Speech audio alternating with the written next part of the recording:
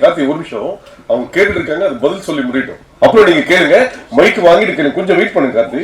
இல்ல அவங்க கேட்டுட்டு இருக்காங்க, ஒரு நிமிஷம் அவங்க மைக்ல கேளுங்க. அவங்க கேட்க வேணாம்னு சொல்ல, ஒரு நிமிஷம் பல கேட்க வேணாம்னு சொல்லல, அவங்க வந்து வீடியோ ரெக்கார்ட் பண்ணுறாங்க. அதுக்குதான் மைக் ஒருத்தர் கொடுத்தது. பந்திக்கு முன்னிக்கிறோம், நீங்க தான் ஃபர்ஸ்ட் மைக் வாங்குனீங்க. இப்ப மைக் அவங்க கேட்க போறாங்க, அவங்க கேட்டு முடிச்சு கேட்க போறாங்க. ஒரு நிமிஷம், அப்ப மைக் கேளுங்க, மைக் வாங்கிட்டு கேளுங்க, அப்ப மைக் வாங்கிட்டு கேளுங்க. நீங்க என்ன கேளுங்க, அவங்க கேட்க கூடாது, என்ன கேட்கணும், நீங்க என்ன கேளுங்க, மைக் என்ன கேளுங்க, நான் கொடுக்குறேன் உங்களுக்கு. கேளுங்க, இல்ல கேளுங்க, கேட்க வேணாம்னு சொல்லவே இல்லையே, மைக்க வாங்கிட்டு கேளுங்கன்ற. அவ்வளவுதான். 31 வருஷமா உங்களோட சேர்ந்து பத்திரிகையாளனா இருக்கேன். ஆமா, கேட்க நீங்க கத்து தரீங்களா? நான் கத்து கொடுக்கலங்க, கேள்வி கேளுங்க, மைக் வாங்கிட்டு கேளுங்கன்ற. சார் கேளுங்க, அந்த மிலிட்டரி வீரர்களுக்கு நன்றி தெரிவிக்கிற விதமா தான் 2 பேரும் மிலிட்டரி கெட்டப்ல வந்திருக்கீங்களா? அவர் எவ்வளவு காமெடியா ஜாலியா இல்ல ஆக்சுவலா வந்து அவர் அந்த படம் அந்த மாதிரி அது என்னன்னு தெரியல எனக்கு, அவர் வச்சிட்டு இருக்காரு. நான் இந்த படத்தோட கண்டினியூஷனுக்காக இந்த மாதிரி கட் பண்ணிருக்கேன். டைரக்டர் சார், கொஞ்சம் கூட மனசாட்சியே இல்லாம ஜோதிகா சூர்யா பாட்டை வந்து எப்படி டைரக்டர் யாஷிகா ஆனந்த் வச்சு எடுத்தீங்க? எங்க மேடம் இருக்கீங்க? இல்ல மேடம், அவங்க யார் தெரியல, பத்திரிகை உலகின் நயன்தாரா.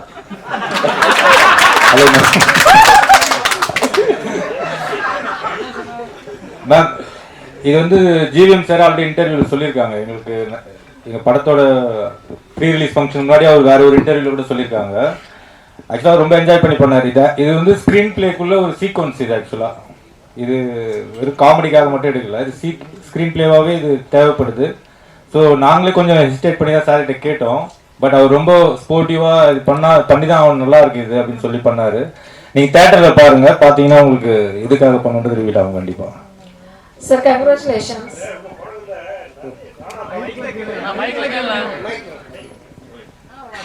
உங்க படங்கள்ல நிறைய கானா பாடல்களுக்கு முக்கியத்துவம் கொடுக்குறீங்க. அதுக்கு என்ன காரணம்? அதுக்கு இந்த ஹீரோக்குள்ள நீங்க ஹீரோவா ஆயிட்டீங்க, அந்த மாதிரி இந்த இன்ட்ரோடக்ஷன் சாங்ஸு அந்த மாதிரிலாம் நீங்கள் இம்பார்ட்டன்ஸ் கொடுக்காம மெயினாக கானா பாடலுக்கு முக்கியத்துவம் கொடுக்கறதுக்கு என்ன காரணம்? தம்பி டைரக்டரும் அதுக்கு ஒரு முக்கிய காரணம். இவர் வந்து ராயபுரம், ஆனால் சொந்த ஊர் திருநெல்வேலி. அதனால பைன்வான் ராயநாதன் நடிக்க வச்சிருக்கான் படத்துல, அவங்க ஊருக்காரங்க சொல்லி. ஸோ அது மாதிரி அவங்க ராயபுரம். ஸோ இதுக்கு முன்னாடி நான் பண்ண கானா படம் பார்த்தீங்கன்னா ஜான்சன், அவன் வந்துட்டு வியாசார்பாடி. ஸோ இவங்க எல்லாருமே இன்புட்ஸ் கொடுக்கறதா, என்னோட இன்புட்ஸும் கிடையாது. ஸோ அவங்க என்ன சொல்றாங்களோ அதை நம்ம கேட்டு பண்றது தானே. பாரிஸ் அதுதான் அதோட ஃபுல்லா கானா படம். ஆமா, அந்த டைரக்டர் வந்துட்டு வியாசார்பாடி. ஸோ இவர் ராயபுரம். இன்னும் நான் வந்துட்டு இது மின்ட்டு தாண்டவே இல்லை.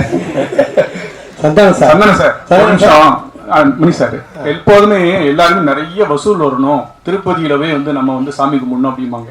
இந்த படத்துல நீங்க திருப்பதி கோவிந்தா கிண்டல் பண்ணிருக்கீங்கன்னு சேலத்துல வந்து நிறைய வக்கீல்கள் வந்து புகார் கொடுத்துருக்காங்க. அந்த கோவிந்தா கோவிந்தா பாட்டு வந்து உண்மையிலே கடவுளை கிண்டல் பண்ணிருக்குதா? அவங்களுக்கு என்ன பதில்? அதான் இல்லை, அது வந்து கிண்டல் கிடையாது. அதாவது நிறைய பேர் நிறைய விஷயங்கள் சொல்லுவாங்க, ஓகேங்களா? இப்போ பார்க்குறவங்க எல்லாரும் அவங்களோட சஜஷன் சொல்லுவாங்க, இது சரியில்லை, அது மாற்றணும், இது பண்ணணுன்ட்டு. பட் அது எல்லாத்தையும் நம்ம எடுத்துக்க முடியாது, அப்படி வாழவும் முடியாது. கோர்ட் என்ன சொல்லுது, அப்புறம் சென்சார் சர்டிஃபிகேட், அவங்க சில ரூல்ஸ் அண்ட் ரெகுலேஷன்ஸ் வச்சிருக்காங்க. அவங்க சொல்றது மட்டும் தான் தமிழ் சினிமாவில் பண்ண முடியும். ஒரு கோர்ட் சொல்றதா நம்ம செய்ய முடியும். போறவங்க வரவங்க சொல்றதெல்லாம் நம்ம கேட்டு எதுவும் செய்ய முடியாது. ஆமாம், சென்சாரில் வந்து அவங்க பார்த்துட்டு என்ன கரெக்ஷனாக சொல்லியிருக்காங்க, அதையும் நாங்கள் பண்ணியிருக்கோம். ஸோ அதனால கரெக்டான ஒரு விஷயம்னா அது ஒன்று சட்டம் கோர்ட், இல்லைன்னா சினிமாவுக்கு சென்சார். இதை தவிர போறவங்க வரவங்கலாம் சொல்றாங்க, நம்ம என்ன பண்ண முடியும்? அது அவங்களுடைய கருத்து. ஆமா, அதுல நீ இப்ப பாத்தீங்க அந்த பாட்டுல வந்துட்டு அந்த பாட்டு வரும், நடுவுல இதோட கேரக்டரை பத்தி வரும். ஆனா இதுக்கு அந்த பாட்டுக்கும் சம்மந்தம் இருக்காது. இப்ப நம்ம பெருமாளை பத்தியோ இல்ல கோவிந்தாவை பத்தியோ நம்ம கிண்டலா பண்ணி தான் சொல்லலாம். அது எனக்கு வந்து நான் வந்து திருப்பதிக்கு போய் ரிலீஸ், இப்போ இந்த ரிலீஸ் படங்கள நாங்கள் போகிறோம். நாங்கள் வந்து வருஷம் எல்லா படத்துக்குமே நான் ஆனந்தம் கீழே இருந்து மேலே நடந்தே போவோம். இப்போ இந்த தடவையும் போகிறோம். நான் பெருமாளுடைய பக்தர், எனக்கு பெருமாள் ரிலீஸ் பண்ண நான் போய் வேண்டிப்பேன். அவருடைய பாட்டு ஃபர்ஸ்ட் வரணுன்றது என்னுடைய ஒரு ஆசையாக இருந்துச்சு. அதை தான் நம்ம வச்சிருக்கோமே தவிர. ரெண்டாவது உங்களுக்கு தெரியும், நான் வந்துட்டு கடவுள் நம்பிக்கை உடையவன். இன்னைக்கு டிஷர்ட் கரு போட்டுக்கிறவங்க கேட்குறீங்களா? ஸோ அதனால் நான் வந்து கடவுளை கிண்டல் பண்ணியோ கடவுள் இது பண்ணலாம் இது பண்ணவே மாட்டாது, உங்கள் எல்லாருக்குமே தெரிஞ்ச விஷயம். அதனால் அது வந்து என்னுடைய மன திருப்திக்காக வச்சுது, அதுவும் சரியான முறையில் இருக்கு. சந்தானம் சார், சந்தானம் நீங்கள் தமிழ் படைப்பாளி, பாட்டாளி, நல்ல தமிழ் பேர் வச்சிருக்கலாமே. இதுக்கான ஆக்சுவலாக வந்துட்டு இது தில்லுக்கு துட்டு 1ல இருந்து ஆரம்பிச்ச சீக்வல் இது. தில்லுக்கு துட்டு 1, தில்லுக்கு துட்டு 2, அதுக்கப்புறம் டிடி ரிட்டர்ன்ஸ். ஸோ இப்படி எல்லாமே அதுல வந்ததுனால அதனுடைய சாயல் இருந்தால் ஈஸியா ஆடியன்ஸ் கொஞ்சம் ரீச் ஆகும் அப்படின்றதுக்காக தானே தவிர, இல்லைன்னா நீங்க சொன்ன மாதிரி இப்போ நம்ம நல்ல ஒரு தமிழ் பேர் இதுக்கப்புறம் வைக்கலாங்க. சந்தானம் சார், இங்க உங்களுக்கு சொல்லுங்க. இப்போ ஒரு வாரமா வந்து எல்லையில் வந்து பதற்றம் இருக்கு, எதிர்பாராத பல நிகழ்வுகள் நடந்திருக்கு. இந்த நிகழ்வுகளால சில படங்கள் ரிலீஸ் ஆன படங்களை வந்து நிறுத்திட்டு புஷ் டேட்ஸ் ஆல்சோ பலர் வந்து ரிலீஸ் பண்ணலான்றத வந்து புஷ் பண்றதுக்கான முயற்சி எடுத்திருக்காங்க.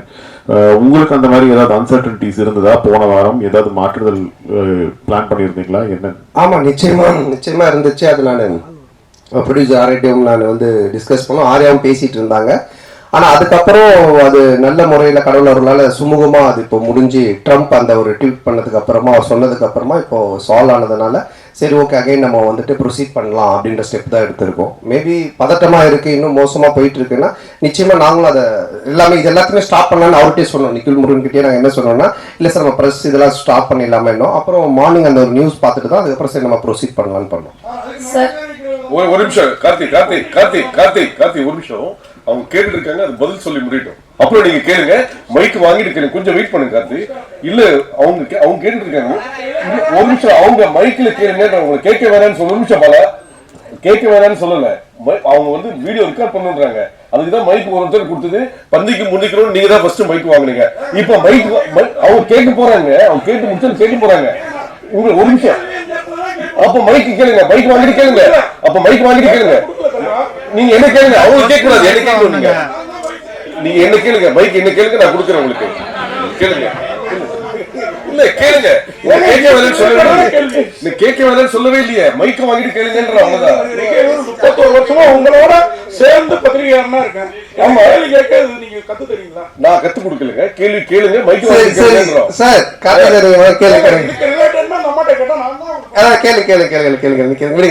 அந்த மிலிட்டரி வீரர்களுக்கு நன்றி தெரிவிக்கிற விதமா தான் 2 பேரும் மிலிட்டரி கெட்டப்ல வந்திருக்கீங்களா? அவர் எவ்வளவு காமெடியா ஜாலியா இல்ல ஆக்சுவலா வந்து அவர் அந்த படம் அந்த மாதிரி அது என்னன்னு தெரியல எனக்கு, அவர் வச்சிட்டு இருக்காரு. நான் இந்த படத்தோட கண்டினியூஷனுக்காக இந்த மாதிரி கட் பண்ணிருக்கேன். சார் கேமியோ ரோல் யார பண்றீங்களா? இல்ல இப்போதைக்கு அந்த ஐடியா இல்ல. அப்படியே இருந்தாலும் இப்ப சொல்ல மாட்டோம் இல்லைங்களா? இல்ல இந்த படத்துல யாரும் இருக்காங்களா? இந்த படத்துல அதான் அது இப்ப சொல்ல முடியாது. அப்படியே இருந்தாலும் ஏன்னா படத்துல ஒரு சர்ப்ரைஸ் எலிமெண்ட் தானே அது இருக்கும். ஆனா அப்படின்னு எதுவும் இல்ல. அப்படி இருந்தாலும் சொல்ல மாட்டோம். டைரக்டர் சார் இன்னொரு மைக் கொடுங்க. போஸ்டர்ல ஹீரோயினையும் கஸ்தூரி மேடத்தையும் காணோம், என்ன காரணம்? இன்னைக்கு இது நிறைய போஸ்டர் டிசைன்ஸ் பண்ணோம் சார். ஸோ இதுல இன்னைக்கு 15th வந்துடும் சார் கஸ்தூரி மேடம் போஸ்டர். அவருக்கு பிரச்சனை அவருக்கு. டைரக்டர் அண்ட் சந்தானம் சார் இந்த படத்துல வந்து பாத்தீங்கன்னா போற போக்குல நெல்சன் சாரியும் கலாச்சிட்டாரு. அப்படியே காக்கா அந்த இது சீனியும் எடுத்திருக்கீங்க. ஸோ இது ரெண்டுமே ஒத்துக்கிட்டாங்களா? அதே போல் இந்த படம் முடிஞ்ச உடனே சந்தானம் சார் இந்த படத்துக்கு ரிவ்யூ பண்ணுவாரா? கண்டிப்பா அவரு படத்துல ரிவ்யூ வருதானே. இது யாரையும் கலாச்சி பண்ணல. இது ஒரு ஃபேண்டசி வேர்ல்டுக்குள்ள ஒரு கிங்ஸ்லியாவே இருக்காரு. ஸோ அதை சொல்றதுக்கு ஒரே ஒரு பாயிண்ட் அவர் டைரக்டர் நெல்சன் தான். ஸோ அதனால தான் அது மாதிரி ஒரு டைரக்ட் பண்ணோம். இல்ல அதுலயே சொல்லியிருப்பாரு, டேய் நீ நெல்சன் படத்தை ப்ராடக்டரா, நெல்சன் ஒரே மாதிரி கொண்டு போவாரா, நீ ஏன்டா மாத்துற அப்படின்ற மாதிரி ஒரு இதை போட்டிருப்பாரு. அதனால தான் கேட்டோம். நெல்சன் எதுவும் இது அப்ஜெக்ஷன் தெரிவிக்கலையா? இல்ல இப்ப என்னன்னா ஒரு டைரக்டர்கள் ஒரு ஸ்டைல் இருக்கு ஓகேங்களா. இப்போ வந்துட்டு இவர் படம்னா இந்த மாதிரி இருக்கும் அப்படின்ட்டு. ஸோ ஆனந்த் படம் அப்படின்னாலே நிறைய கொஞ்சம் கிண்டல் அந்த சட்டையர் அந்த ஸ்பூஃப் இருக்கும். சில படத்தோட ரெஃபரன்ஸை வச்சு அவர் கிண்டல் அடிப்பாரு. அப்புறம் சில பேரோட கேரக்டர்ஸ் வச்சு பண்ணுவாரு. ஆனா அது எல்லாமே ஒரு ஃப்ரெண்ட்ஷிப்ல எல்லாரும் தெரிஞ்சவங்க, அவங்க கிட்ட எந்த ஒரு பாதிப்பும் வராதுன்னு தெரிகிறது மட்டும்தான் பண்ணுவோம். இல்லைன்னா அது பண்றது கிடையாது சார். இப்போ நாங்க ஜாலியா பேசிப்போம். ஆனா இவர்கிட்ட பேசினா செட் ஆகாதுன்னா நாங்க அவங்களை தொட மாட்டோம் சார். இப்போ நீங்க பார்க்கிங் காசு கோவிந்தா, டிக்கெட் காசு கோவிந்தான்னு சொல்லிட்டு ஒரு விஷயம் சொல்றீங்க. லேட்டஸ்டா ஒரு 2 மாசத்துக்கு முன்னாடி பாத்தீங்கன்னா தேட்டரை விட்டு வெளியே வரும்போது பார்க்கிங் காசு வேஸ்ட், பாப்கார்ன் காசு வேஸ்ட்னு சொல்லிருக்கீங்க. எந்த படத்தை மென்ஷன் பண்ணி சொல்லியிருக்கீங்களா? இல்ல எந்த படத்தையும் மென்ஷன் பண்ணல. ஆடியன்ஸ் மக்கள் டெய்லி என்ன பேசுறாங்க, டே டு டே அவங்க என்ன கரண்ட் சிச்சுவேஷன்ல இருக்காங்கன்றத பார்த்துட்டு அதை எடுத்து நம்ம படத்துல வைக்கிறோம். எப்பவுமே படம் அதுதானே, என்ன நடக்குதோ அதை நம்ம எடுத்து அது சினிமாவா காட்டும் போது நல்ல ரீச் கிடைக்கும். ஆரியா ப்ரொடியூசர் நல்ல சம்பளம் கரெக்டா கொடுத்துட்டாரா? ஆரியா கிட்ட கேக்குறீங்களா? சந்தானம் சார் சம்பளம் கேட்டது கொடுத்துட்டாரா? நான் கேட்டதை விட அதிகமாகவே கொடுத்துட்டாரு. அதாவது வந்துட்டு என்ன சொல்றது, நான் சொன்னேன் இல்லைங்களா, நாட் ஓன்லி இந்த படத்துடைய சம்பளம்ன்றது இல்லாம என்னுடைய என்ன உனக்கு தேவை, எங்கேயும் போய் டக்குன்னு ஒரு அட்வான்ஸ் எடுத்துட்டு வராங்கன்னு சொல்லிட்டு கை நீட்டாத, எங்கேயும் வாங்காத, நீ வந்து 1 year ஃப்ரீயா வேலை செய்யினாங்க. அதான் நான் சொன்னேன், வீட்டோட இடிச்சாங்க, புது வீடே இப்ப கட்டியிருக்கேன், எல்லாம் காரணம் ஆர்யா பவன் தான். சார் இந்த படத்துல என்ன சொன்னாங்க, இந்த படத்துல பாத்தீங்கன்னா கவுண்டமணி சார் தான் ஒரு படங்கள்லாம் பாத்தீங்கன்னா பேர் வைப்பாரு, கொயகா கச்சா மூஞ்சி, அனில் மூஞ்சி, அந்த மாதிரிலாம். ஸோ நீங்க வந்து நிறைய பேருக்கு இப்போ இந்த படத்துல பார்த்தீங்கன்னா கெளுத்தி, கெண்டை, குரம் மீன் அந்த மாதிரிலாம் வச்சிருக்கீங்க. ஸோ இது எப்படி உங்களுக்கு மாட்டுதா ஜிலேபி மூஞ்சிலாம் வந்து? இல்லையே, நான் இதுல யாருக்கும் பேர் வைக்கலையே. பாட்டு எழுதும் போது அந்த கெளுத்தி என்ன அது அவருடைய பேரு கெளுத்தி தான், ஒரிஜினல் நேமே கெளுத்தி, ஒரிஜினல் பேரே கெளுத்தி தான். எனக்கு கெளுத்தி நாங்க வைக்கல, ஒரிஜினல் பேரே அதுதான்.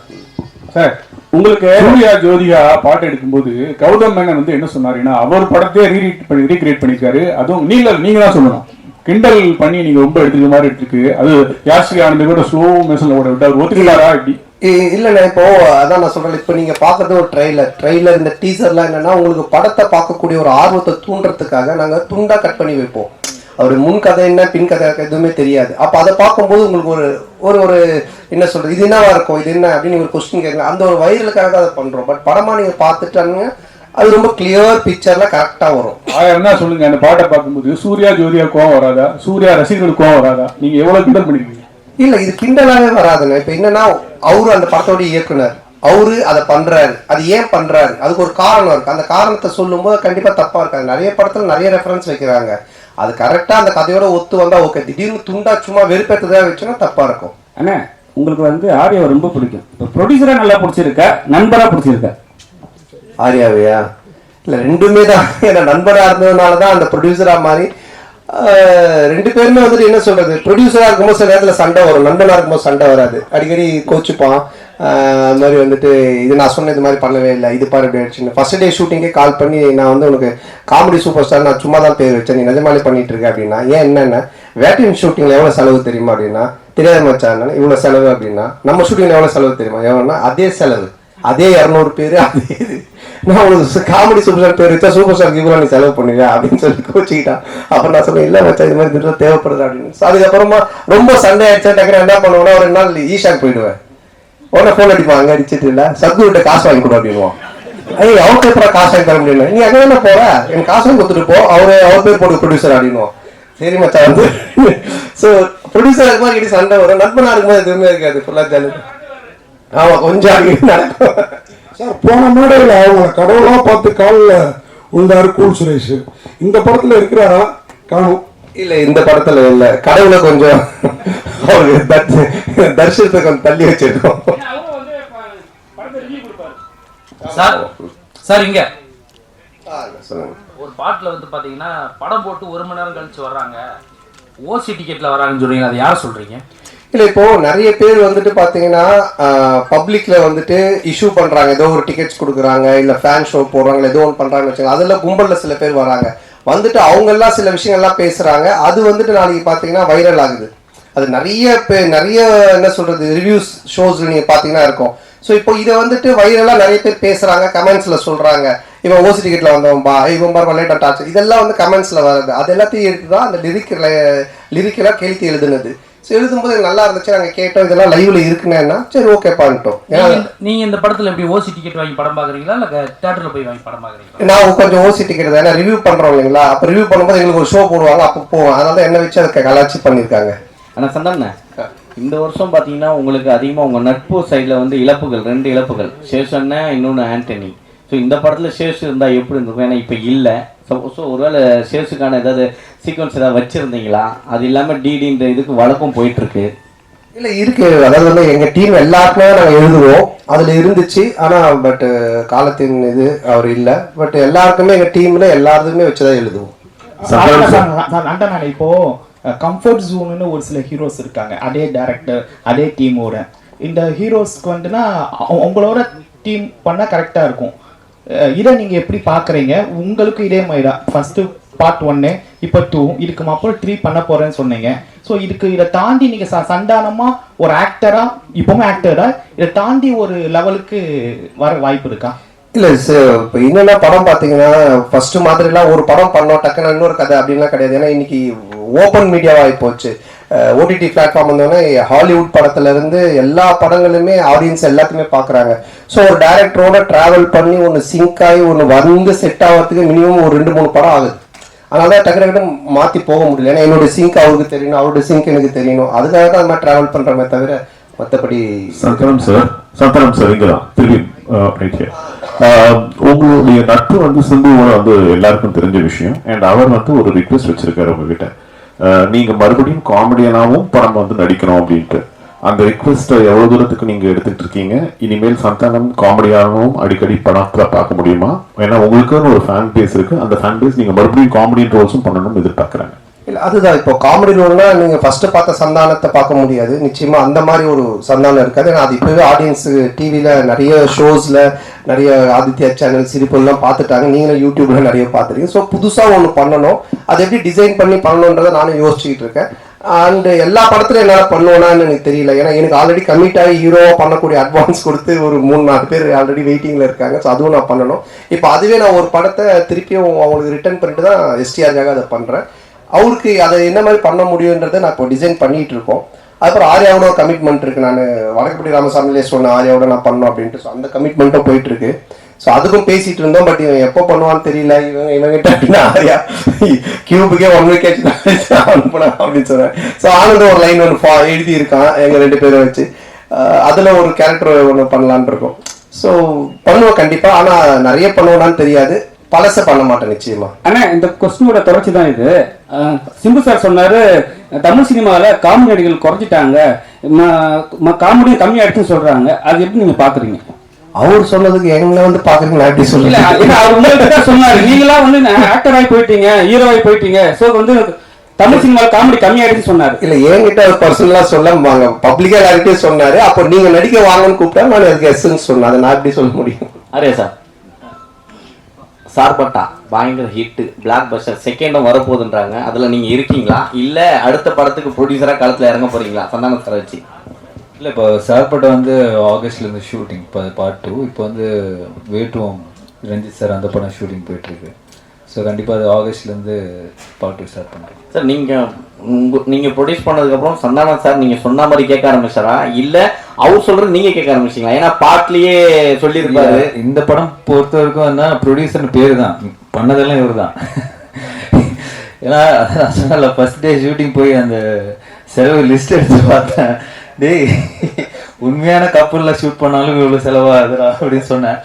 பட் நான் அதாவது சொன்ன மாதிரி இந்த படம் அப்படி எடுத்திருந்தா தான், இப்போ நீ அந்த குவாலிட்டியாக எடுத்திருந்தா தான் அது அதோட அவுட்புட்டு அது தேவைப்படுது. பட் அது வந்து எவ்வளோ பெஸ்ட்டாக, எவ்வளோ எஃபிஷியண்ட்டாக ப்ரொடக்ஷன் சைட்லேருந்து எவ்வளோ கம்மியாக நம்ம பண்ண முடியுமோ அது வந்து கம்மியான வேஸ்டேஜ் இல்லாமல் எங்களோட எக்ஸ்பீரியன்ஸ் டீமை வச்சு அது மேக்ஸிமம் வேஸ்டேஜ் கட் பண்ணி அது பெஸ்ட்டாக பண்ண முடியாத அளவுக்கு பண்ணியிருக்கோம். பட் எதுவுமே நான் கண்ட்ரோல் பண்ணது, நான் ஒன்று தான் அவர்கிட்ட சொன்னேன், எது தேவையோ பண்ணு, கண்டிப்பாக பண்ணாமல் இருக்காது. ஸோ அப்படி தான் இது பண்ணது. பட் ஃபுல்லாக பண்ணது அவர் தான். சந்தானம் சார், நீங்கள் காமெடி வெளிப்படத்தில் பண்ண மாட்டேன் அப்படின்னீங்க. சிம்புவோட நட்புக்காக இப்போ காமெடி போடுவீங்க. அதுமாரி பழைய ப்ரெஸ் மீட்டில் சொன்னீங்க நான் வந்து அரசியல் பக்கமே போக மாட்டேன் அப்படின்னு. இப்போ அவங்க நண்பர் உதயநிதி சார் வந்து பார்த்தாவா எனக்கு ஹெல்ப் பண்ணு அப்படின்னு அடுத்த மே மாதம் கூப்பிட்டாருன்னா சிம்பு மாதிரி அந்த கொள்கையை மாற்றி ஏதாவது பிரச்சாரத்துக்காவது போகிறதுக்கு ஐடியா இருக்கா? சரி, அரசியலை பொறுத்த வரைக்கும் சார் யார் கூப்பிட்டாலும் யார் இது பண்ணாலுமே ஒரு விஷயம் தான் நான் வந்து தெளிவாக சொல்கிறது என்னன்னா, நீங்கள் உழைச்சா உங்களுக்கு சாப்பாடு, நான் உழைச்சா எனக்கு சாப்பாடு, இதை தவிர வேறு எதுவுமே கிடையாது. பட் நட்பு ரீதியாக சில விஷயங்கள் இருக்குது, இதெல்லாம் பண்ண முடியும், இதெல்லாம் பண்ண முடியாது. இப்போ நான் சிம்பு சார் எஸ்டிஆரில் என்ன கூப்பிட்டாலும் இப்போ அவர் வந்து சந்தானத்துக்கு கம்ஃபர்டபுளாக என்ன காமெடி பண்ண முடியும், அவருக்கு என்ன செய்ய முடியும் கேரக்டரா அப்படின்ற அந்த ஃப்ரீடம் எனக்கு கொடுத்துருக்காரு. அதையே அதையே பண்ணணும் அப்படின்னு அவர் எனக்கு ஃபோர்ஸ் பண்ணல, இல்லை அந்த மாதிரி ஒன்று சொல்லலை. அது மாதிரி உதய சார் கூப்பிட்டாலும் அதுக்குன்னு சில எனக்கு இந்த கம்ஃபர்டபுள் ஓகே, இதை நான் பண்ண முடியும், நான் வந்து சொல்ல முடியும், இதெல்லாம் எனக்கு ஓகேனா நான் நிச்சயமாக போய் பண்ணுவேன். சார் சொன்னா சார், அடுத்த வாரம் பார்த்தீங்கன்னா நீங்கள் நடித்த படம், சூரி நடித்த படம், யோகி பாபு நடித்த படம், உங்களுக்குள்ளாரே ஒரு போட்டி வந்துடுச்சு. அது எப்படி ஏன் மற்ற இன்னொருத்தர் விட்டுட்டீங்களே, டாம் க்ரூஸ், மிஷன் இம்பாசிபிள் அவரே சேர்த்துக்குங்க. அப்புறம் ஃபைனல் டெஸ்டினேஷன் அந்த ஹீரோ பேர் என்ன, ஹீரோயின் பேர் என்ன, பேர் தெரியல, அவங்களே சேர்த்துங்க. 5 பேர். நான் தமிழ்நாட்டை விட்டுட்டாங்களா அதனால தெரியல சார் அதனால எல்லாரையும் சேர்த்துங்க, மொத்தமா எல்லாரும் காம்படிஷன் தான். எத்தனை படம் வந்தாலும் ஓடும் சார் நல்லா இருந்துச்சுன்னா. சார் ஆரியா சார், நீங்க இதுல ப்ரொடியூசரா மட்டும் ரோல் பண்றீங்களா இல்ல ஏதாவது ஒரு சின்ன கேமியோ ரோல்? இல்லை சார் ஒன்லி ப்ரொடியூசர் ரோல் மட்டும்தான்.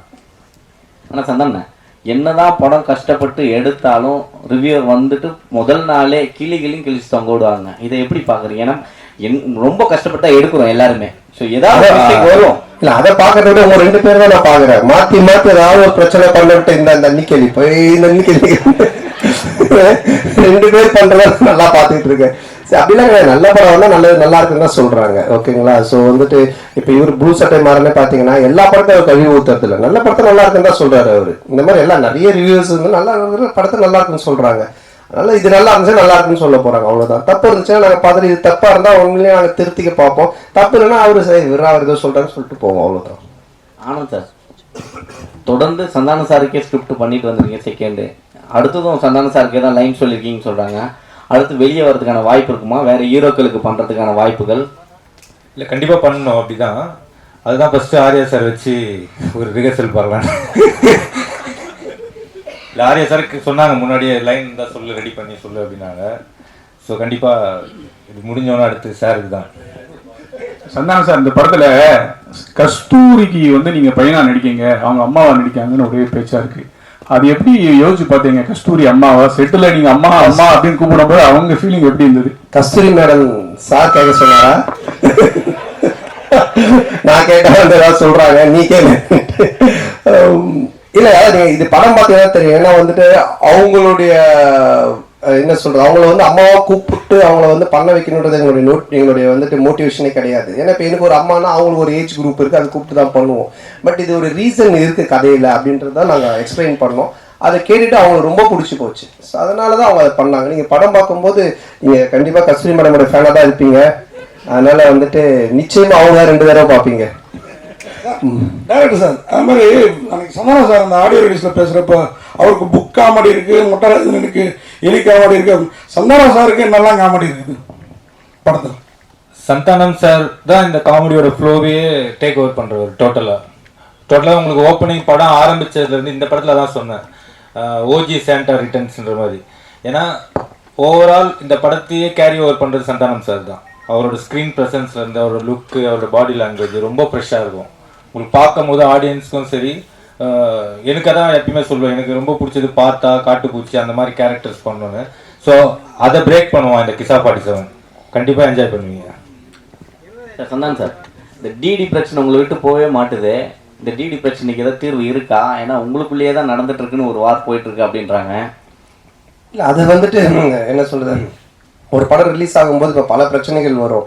இப்போ அண்ணன் கேட்டாங்க எல்லாம் சாங்கை பற்றி, டிடியை பற்றி வரும், அதை பற்றி வரும், போஸ்டரை பற்றி வரும். இது வந்து யூஸ்வலாக சினிமா நம்ம பண்ணும்போது எல்லாமே வரும். பட் ஒன்று தான், எதுவுமே சட்ட ரீதியாக கோர்ட் மூலமாக ஒரு விஷயம் ஆனால் மட்டும்தான் அது பிரச்சனை. இல்லைன்னா மற்றெல்லாம் சும்மா வாய் பேச்சு இப்போ நீங்கள் கூட 10 வார்த்தை கேட்கலாம். ஏன்னா நீங்களும் பிளாக் டிஷர்ட், நானும் பிளாக் டிஷர்ட், எது என்ன மாதிரி போட்டுன்னு கூட கேட்கலாம். பார்த்தீங்களா, கைட்டிட்டு வெறும் உடம்பு எப்போ முடியும் வீட்டுக்கு. ஸோ அந்த மாதிரி தான் அது சட்ட ரீதியாக என்னவோ அதுக்கு வந்து ஆன்சர் சொல்ல முடியும். வேற ஏதாவது கொஸ்டின்? அனைவருக்கும் நன்றி, வணக்கம். நன்றி, ரொம்ப நன்றி. படத்தை வந்து பாருங்க, தொடர்ந்து சப்போர்ட் பண்ணிருக்கீங்க. இந்த படத்தையும் கொஞ்சம் சப்போர்ட் ஆஃப் பண்ணிட்டீங்களா இருக்கா? இதெல்லாம் கொஞ்சம் படத்தை சப்போர்ட் பண்ணுங்க. நன்றி, தேங்க்யூ.